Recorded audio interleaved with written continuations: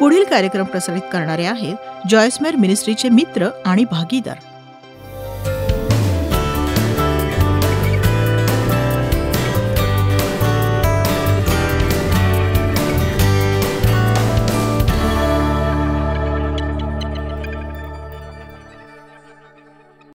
मला खरंच खूप आनंद होतोय.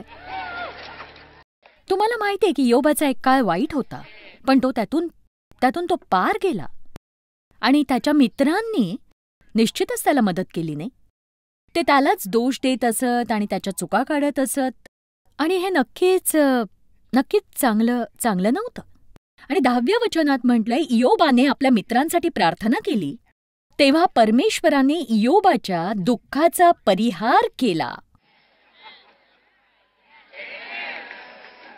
पूर्वी इयोबाची मालमत्ता होती तिच्या दुप्पट परमेश्वराने त्याला दिली.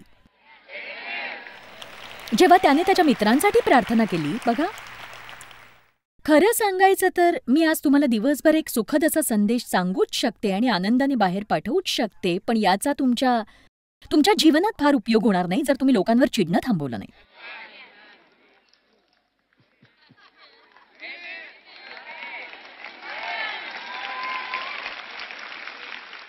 परमेश्वराच्या वचनाबरोबर अटीही असतातच. आपण प्रीतीत वाटचाल केली नाही तर विश्वासाचा उपयोग नसतो. गलतीकारास 5:6 म्हणतं, प्रीतीद्वारे कार्य करणारा जो विश्वास तो कामाचा आहे. प्रेम देतं सुद्धा आणि प्रेम क्षमाही करतं. पुष्कळ ख्रिस्ती हे चिडलेले आहेत. तुम्ही तुमच्या आयुष्यात अजून एकही दिवस अशा व्यक्तीवर चिडून वाया घालवू नका ज्याला खरं तर तुमच्या चिडण्याने काहीही फरक पडत नाही. तो मजा मारतोय तिकडे. आमेन. पण त्यांनी मला बरोबर वागवलं नाही. पण तुम्हाला काय हवंय? त्यांनी तुमची परतफेड करावी की परमेश्वराने त्यांची परतफेड करावी? चला, मी तुम्हाला एक प्रश्न विचारतेय. तुम्हाला खरोखर हाच प्रयत्न करायचा आहे की ज्यांनी तुम्हाला दुखावलंय त्यांनीच तुमची परतफेड करावी, किंवा मग ते तुम्ही देवाच्या हाती सोपवून त्यांची परतफेड देवानेच करण्याची देवाकडे विनंती करावी? परमेश्वर म्हणतो, मी परतफेड करीन, मी तुझी भरपाई आहे. एक सांगू का, दुखावलेली लोकच इतरांना दुखावतात आणि ज्यांनी कोणी तुम्हाला दुखावलं त्यांनी ते त्यांच्या स्वतःच्या जीवनातील वेदनेमुळे केलं किंवा ज्ञानाच्या अभावामुळे केलं. याचा काय फायदा की ज्यांना आधीच देवासोबत त्रास होतोय अशांचा तुम्ही द्वेष करत राहाल. आणि म्हणूनच त्याची मुलं म्हणून परमेश्वर आपल्या शत्रूंसाठी प्रार्थना करायला सांगतो. असं वागतात अशा लोकांसाठी प्रार्थना करा. त्यांना स्वर्गात पाहण्यासाठी त्यांची काळजी करा. त्यांचा द्वेष करत सैतानाला त्यांचा नाश करायला मदत करू नका. आशेने परिवर्तन घडतं. तुमच्या आयुष्यात तुम्हाला कोणात बदल हवा असल्यास तुमच्या मित्रांसोबत जेवायला बसताना म्हणू नका, मला नाही वाटत चार्ली कधी बदलेल.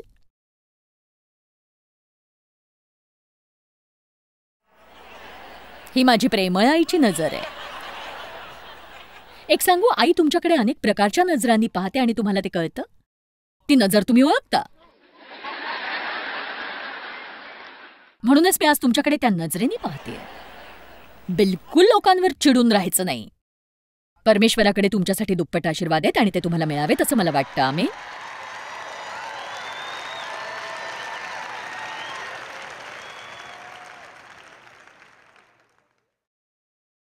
आशेने तुमच्या जीवनात परिवर्तन घडतं. तुम्हाला पटकन काही गोष्टी सांगते. 10 पद्धती ज्याने परिवर्तन होत नाही, पण वेळ वाया घालवायचा असल्यास तुम्ही हे करू शकता. मला वाटलं मी हे बाहेर काढीन. चिंता आणि काळजी याने काहीच बदलणार नाही, हे नक्की. संघर्ष आणि निराशा याने काही बदलत नाही. देवाला समाविष्ट न करता स्वतःच बदल घडवून आणण्याचा प्रयत्न करणं निष्फळ आहे, अगदीच निष्फळ. केवळ नम्र लोकांनाच मदत मिळते. आपण ते कालच शिकलो. सर्वोत्तम कल्पना. मला माहिती मी काय करीन. सारा, ओह ठीक आहे, मला मूल होणार नाही. मी माझ्या पतीला माझी दासी देईन ना. म्हणजे ते दोघं एकत्र येतील आणि मग त्यांचं मूल ते माझं मूल.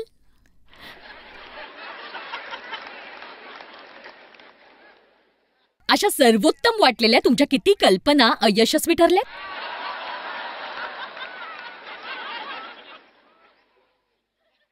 तिला वाट पाहायचा कंटाळा आला आणि तिला एक कल्पना सुचली. निश्चितच तिला मूल झालं.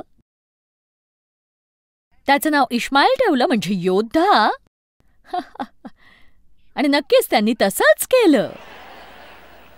तुमची इच्छा असल्यास इश्माईलला होऊ द्या, म्हणजे तुम्ही देखील त्याचे डायपर्स बदलत वर्ष घालवालच.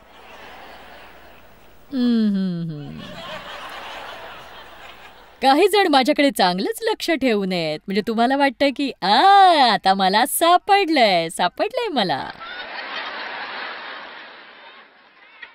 आणखीन एक पद्धत ज्याने काहीही परिवर्तन घडत नाही, जीवनाचा द्वेष करणं.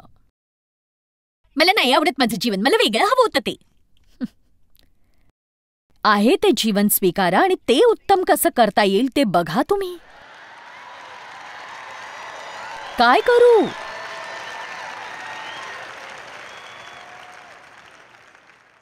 करू मला मीच आवडत नाही, मला मी असणं आवडत नाही. तुम्हाला तुम्हीच पाहावं लागेल, कारण इतरांनी आपापली जागा घेतलेली आहे. तुम्ही मी बनू शकत नाही आणि मी तुम्ही बनू शकत नाही.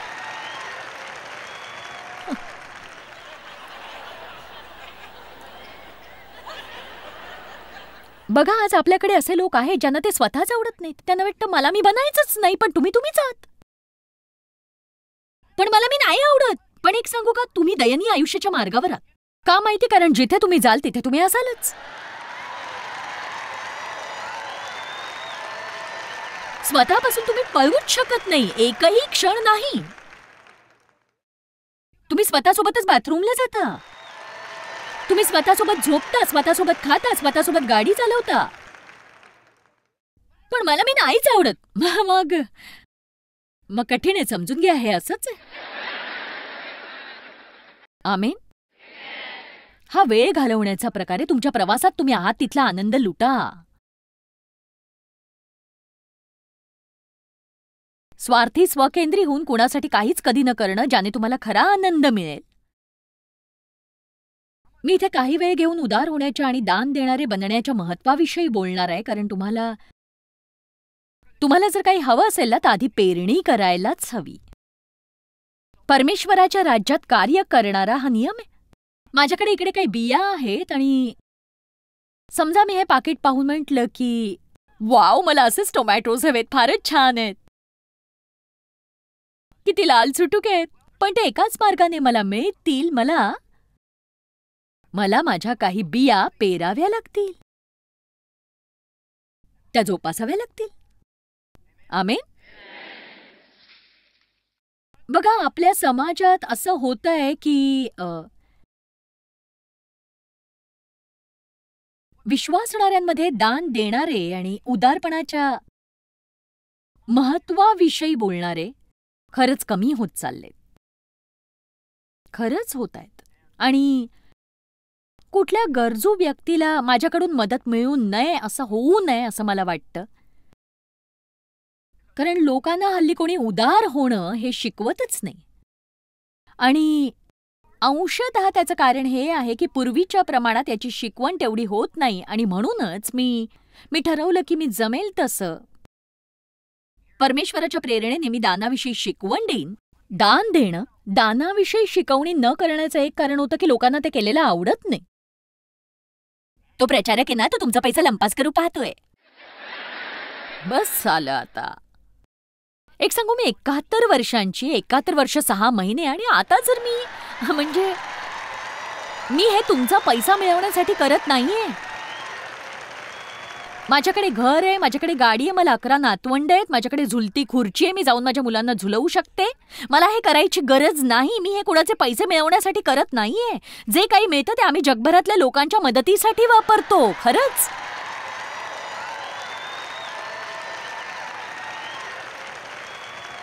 अहो, पण ती अमुक एक व्यक्ती आहे, तिने लोकांच्या दानाचं काय केलं माहितीये? अहो, पण मी अमुक व्यक्ती नाही. आणि काही लबाड डॉक्टर्सही असतात, पण गरज पडली तर आपण डॉक्टर्सकडे जात नाही का?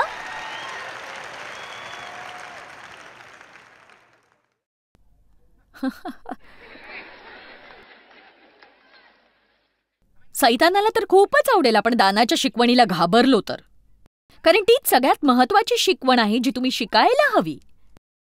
द्या म्हणजे तुम्हास दिले जाईल, चांगले माप दडपून हलवून व शीख भरून तुमच्या पदरी घालतील. माझ्या मंदिरात अन्न असावे म्हणून सगळा दशमांश तुम्ही भांडारात आणा, म्हणजे मी आकाश कपाटे उघडून जागा पुरणार नाही एवढा आशीर्वाद देईन, एवढा आशीर्वाद देईन. आमेन.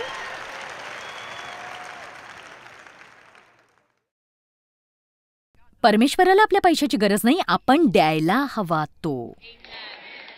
आपण देण्याची गरज आहे. थोडासा पैसा देणं इतकं कठीण का जातं? अगदी थोडासा पैसा. पहिले राजे 17 बघूया. त्यात एक गोष्ट आहे. माझा सल्ला आहे की तुम्ही ती स्वतः वाचावी. मी वाचण्यात वेळ घालवत नाही आत्ता, पण एलिया हा एक महान संदेष्टा होता आणि त्या भूमीत दुष्काळ होता आणि तो एका ओहळाजवळ राहत असे आणि परमेश्वर त्याला दैवी पद्धतीने खाऊ घालत असे आणि त्याला तिथे पाणी मिळत असे. कावळे त्याच्यासाठी अन्न आणत आणि मला खरंच हे आवडतं की बायबल म्हणतं की ते ओहोळ आटून गेले. तुम्हाला माहितीये, जेव्हा ओहोळ आटतं, परमेश्वर म्हणतो पुढे जायची वेळ आहे. परमेश्वर त्याला म्हणाला की चल सिदोनातील सारफत नगरात जाऊन राहा, तुझे पोषण करण्याची तिथल्या एका विधवेस मी आज्ञा केलीये. म्हणून तो तिथे गेला आणि ती विधवा त्याला भेटली आणि ती आत्महत्या करू पाहत होती. ती गरीब होती, कडकी होती, निराश होती. एक मिनिट, मी हे स्वतःचं काही सांगत नाहीये, पण देवाने मला तिच्याकडे पाठवलं. हे काय देवा, म्हणजे मला त्या पक्षाची कल्पना बरी वाटते. तू त्या भूमीच्या सगळ्यात मोठ्या संदेष्ट्याला, बहुधा सगळ्यात श्रेष्ठ संदेष्ट्याला अशा परिस्थितीत असलेल्या व्यक्तीकडे का पाठवशील, जिला जेव्हा त्याने काही खायला विचारलं तेव्हा ती असं म्हणाली की माझ्याकडे मुठभर पीठ आणि थोडंसं तेल आहे, मी आणि माझा मुलगा ते खाऊ आणि मग कदाचित मरून जाऊ, इतकंच माझ्याकडे आता सामान उरलेलं आहे आणि बहुतेक आम्ही त्यानंतर मरूनच जाऊ. ती आत्महत्येच्या प्रवृत्तीची होती.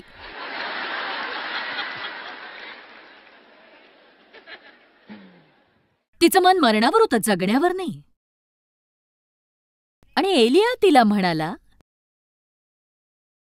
भिवू नको, तू जा, तू म्हणतेस तसं कर, पण त्यापूर्वी माझ्यासाठी एक लहानशी भाकर आण.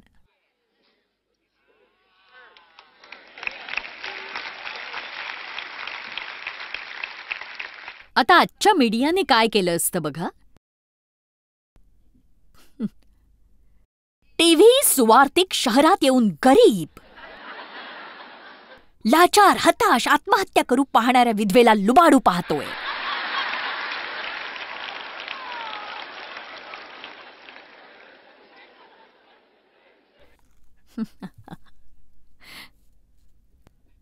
आमेन. पण जर परमेश्वर एलियाची दैवी पद्धतीने काळजी घेत होता तर एलियाला विधवेची गरज नव्हती. त्याला तिच्या अन्नाची गरज नव्हती, तिला चमत्काराची गरज होती आणि ते होण्यासाठी तिला पेरणी करण्याची गरज होती. तुम्ही माझं ऐकताय का? पेरणी न करता तुम्हाला पीक मिळू शकणार नाही. आशा हवी असेल तर थोडं दान करा. काही घडून येण्याची वाट पाहत असाल तर इतरांना थोडासा हातभार लावा. इतर कुणासाठी तुम्ही ते घडवून आणू शकता, परमेश्वर तुमच्यासाठी कित्येक पटीने ते घडवून आणू शकतो, हे लक्षात घ्या. आमेन. आणखीन एक ज्यामुळे बदल होणार नाही ते म्हणजे सतत पूर्वी केलेल्या चुकांबद्दल दोषी वाटून घेत राहणं. एकदाच ते सोडून द्या, विसरून जा आणि देवासोबत पुढे जायला शिका. आजच्या आज, दुसऱ्या कुठल्या दिवशी नाही, आज. परमेश्वराऐवजी लोकांकडे मदतीसाठी धाव घेता तुम्ही. बदल होण्याचे 7 मार्ग. कशाविषयी चिंताक्रांत होऊ नका, तर सर्व गोष्टींविषयी प्रार्थना व विनंती करून आभार प्रदर्शनासह आपली मागणी देवाला कळवा. तुमच्याकडे जे आहे त्यासाठी आभार मानत प्रार्थना करा. जे आहे त्याबद्दलच मी तक्रार करत असेन तर मग देवाने मला आणखी का द्यावं सांगा मला. म्हणून आपल्या आयुष्यात कृतज्ञतेचा पाया असायला हवा, हे नकळत समजायला हवं. सगळ्या स्थितीत उपकार स्मरण करा, कारण तुम्हाविषयी ख्रिस्त येशूमध्ये देवाची इच्छा हीच आहे. सर्व गोष्टी देवाचे उपकार माना. म्हणूनच पुढच्या वर्षीची माझी मनन पुस्तिका आहे कृतज्ञतेचे 365 दिवस. ते मिळेपर्यंत आपण त्याचं आचरण करायला हवं. आमेन. तुम्हाला आभार व्यक्त करायला किती आवडतं? मला या ग्रहावरची सगळ्यात कृतज्ञ व्यक्ती व्हायला आवडेल. आमेन. आणि तसं करणं मला जमतंय. बायबल म्हणतं उपकार माना. केवळ कृतज्ञता असणे पुरेसं नाही, तर आपण ते उच्चारायलाही हवं. आपण लोकांचं कौतुक करायला हवं.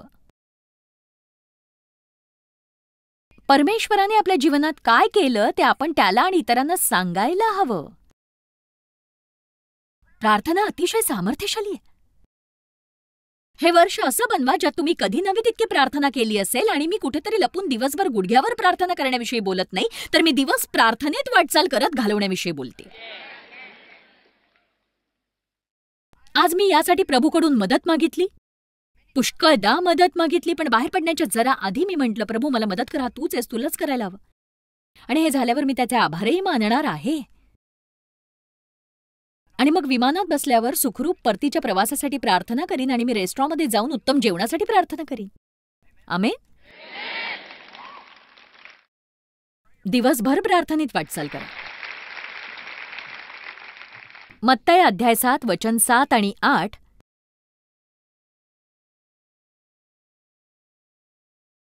तुमच्या आशा उंचवा. मागा व तुम्हास दिले जाईल. शोधा म्हणजे तुम्हास सापडेल. शोधाल तर सापडेल. ठोका म्हणजे तुमच्याकरता उघडलं जाईल. कारण जो कोणी मागतो त्याला मिळते, जो शोधतो त्याला सापडते, व जो ठोकतो त्याच्याकरता उघडले जाते. म्हणजेच प्रार्थनेत निश्चयी राहा. मी कधी कधी परमेश्वराला सांगते, मी अनादरशील होत नाही, पण मी केवळ तुला सांगते की हे तुझ्या वचनात आहे आणि मी गप्प बसणार नाही.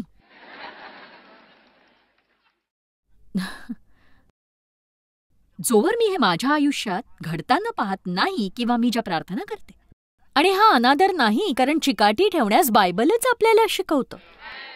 म्हणजे तू मला किंवा तू माझं देणं लागतोस ही प्रवृत्ती नको, पण देवाचं वचन त्याच्यासमोर उंचावून धरणं. बायबल म्हणतं प्रार्थना करत त्याला त्याच्या वचनांची आठवण द्या. देवा तू हे म्हटलंयस आणि मी अपेक्षा करतेय की मी हे माझ्या जीवनात किंवा ज्या व्यक्तींसाठी मी प्रार्थना करते त्यांच्या जीवनात मी हे पाहणार आहे, अशी अपेक्षा आहे. चला आता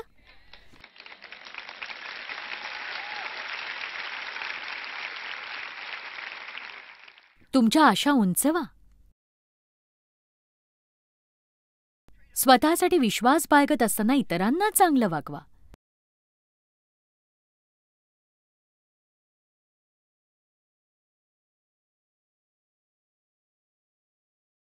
प्रार्थना करा आणि बोला.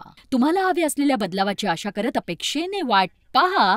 आणि चौथं, संयमाने आणि चांगल्या प्रवृत्तीने वाट पहा. प्रतीक्षा करताना इतरांसाठी आशीर्वादिक ठरा. तुमची जबाबदारी पाळा, तुमचा भार टाका. आणि 7वं, तुम्हाला जे दिसेल त्याने अस्वस्थ होऊ नका. रोमकरास अध्याय 8 वचन 24-25. आज खूपच मजा येते नाही का सांगा?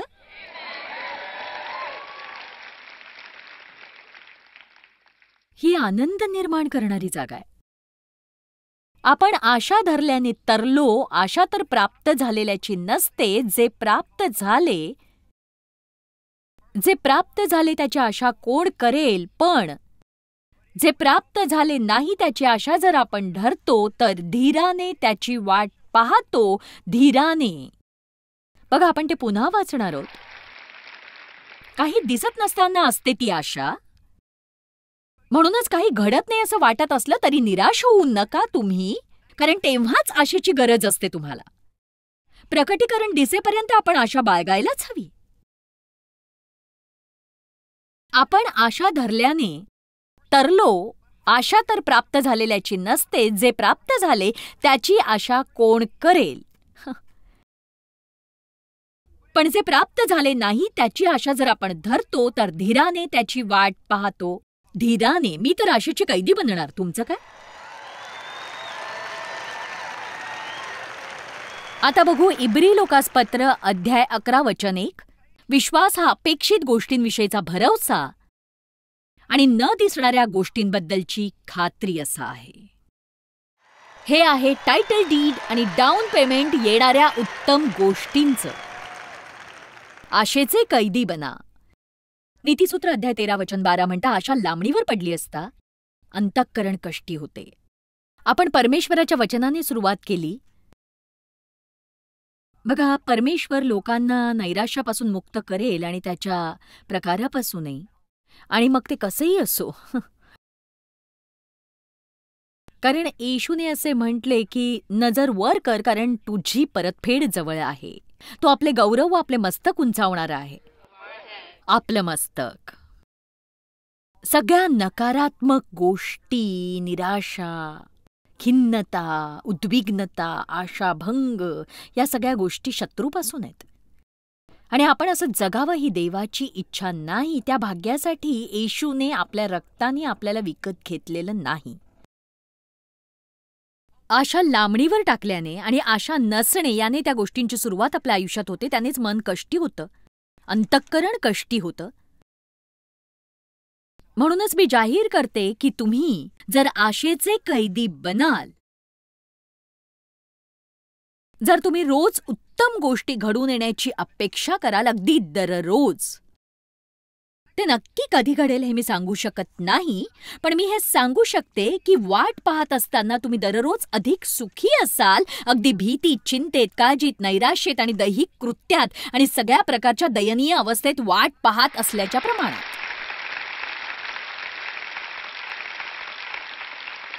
महान गोष्टी करण्यासाठी मी देवाकडनं अपेक्षा करते. महान गोष्टींची अपेक्षा करते मी देवाकडून. एक सांगू, मी या सभा करून थकते, शनिवारी सकाळी लोळत थकून उठते आणि मी नेहमी देवावर विश्वास ठेवते की तो माझ्या कष्टाचा मोबदला मला देईल. आणि म्हणूनच परमेश्वर काय करेल यासाठी खरंच मी नेहमी उत्सुक असते. परमेश्वर काहीतरी करेल याची अपेक्षाच असते मला. तुम्ही परमेश्वरासोबत मजा करायला सुरुवात का नाही करत? त्याचे केवळ पुत्र आणि कन्या बनून त्याला तुमची काळजी का नाही घेऊ देत? तुम्ही तुमची धार्मिक वृत्ती सोडून का म्हणत नाही की देवा, तूच माझा बॉयफ्रेंड आहेस, माझा जीवलग मित्र आहेस, माझा सखा आहेस तू देवा? आमेन. आज आणि दररोज माझ्यासाठी आणि माझ्याद्वारे काहीतरी चांगलं घडून येणार आहे यावर माझा विश्वास आहे. आमेन. तर मी तुम्हाला पुन्हा एकदा सांगते की तुमच्यासाठी काहीतरी चांगलं घडून येण्याची अपेक्षा करा आज आणि दररोज. नीतिसूत्र अध्याय 22:9 म्हणतं की जे उदार आहेत ते आशीर्वादित होतीलच. तुम्हाला माहिती, केवळ देण्याच्या सामर्थ्यामुळे मी अनेक लोकांच्या आयुष्यात चमत्कार पाहिलेले आहेत. बायबल म्हणतं, द्या म्हणजे तुम्हास दिले जाईल, चांगले माप दडपून, हलवून व शीक भरून तुमच्या पदरी घालतील. मला वाटतं देणं हे आपलं सगळ्यात मोठं सौभाग्य आहे आणि मला ही खात्री करायची आहे की मी वेळ काढून याची शिकवण देईन देण्याच्या सामर्थ्याविषयी, कारण त्याबद्दल बरेच लोक जागरूक नाहीयेत. म्हणूनच मी आज टीव्ही कार्यक्रमासाठी तुमच्या आर्थिक मदतीची विनवणी करतेय. जसं तुम्ही या कार्यक्रमाचा आनंद लुटताय तसंच थोडी परतफेड करणंही योग्य आहे. एकतर्फी नात्याचा आनंद लुटायला मला आवडत नाही आणि तुम्ही तो लुटता कामा नये. आणि मला आशा आहे आमचा हा कार्यक्रम तुमच्या जीवनातला एक मोठा घटक बनेल जो तुम्हाला मदत करेल. आणि त्यासाठी मी तुमच्या मदतीसाठी विनंती करते, केवळ हे कार्यक्रम प्रक्षेपित होण्यासाठी नाही तर जगभरातील लोकांपर्यंत पोहोचण्यासाठी, ज्यांना खरंच आशा आहे आणि मदतही हवी आहे. आज तुमचं दान पाठवून आमच्या टीव्ही प्रोग्रामसाठी मदत करा. मनापासून आभार. जॉयस्मायर मिनिस्ट्रीज करता तुम्ही खूप मौल्यवान आहात. आम्हाला तुमचं कौतुक आहे आणि जगभरामध्ये हे सेवा कार्य शक्य करण्याकरता आम्ही आमच्या मित्रांचे आणि पार्टनर्सचे आभारी आहोत. आम्ही एकत्रितपणे भुकेल्यांना खाऊ घालतो, गरिबांना वस्त्र देतो आणि राष्ट्रांना सुवार्ता सांगतो. तुमच्या प्रार्थनेच्या विनंती करता आमच्याविषयी आणखी माहिती मिळवा. जॉयसच्या कॉन्फरन्सच्या तारखा पहा आणि ख्रिस्ताची प्रीती जगभरामध्ये पसरवण्याकरता आमचे सहभागी व्हा.